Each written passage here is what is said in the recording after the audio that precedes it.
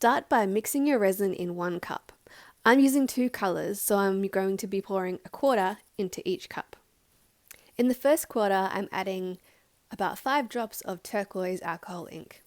In the second quarter, I'm adding about 8 drops of the colour Lake Blue. These are Resin alcohol inks. Start by pouring your clear resin in the centre. Use a popsicle stick to spread it out. I'm using a large plate as my template. Now I'm adding my Lake Blue around the rim, followed by turquoise. Earlier I made some crystals from resin, which I'm tinting with alcohol ink. To help the colours blend, I'm using a skewer and dragging it through the 2 colours.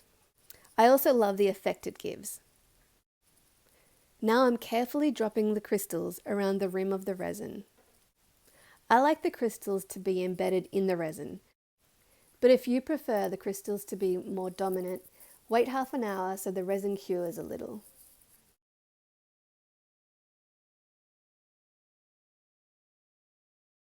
After 6 or 7 hours, I remove my plate and place it onto a mould.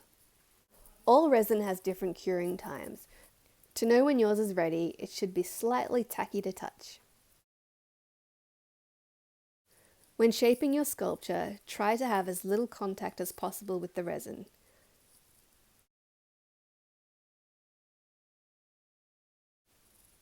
Once you're happy with your shape, leave it overnight. I don't allow my resin to cure 100% before I remove the plastic, as sometimes there's little folds and it can be tricky to remove.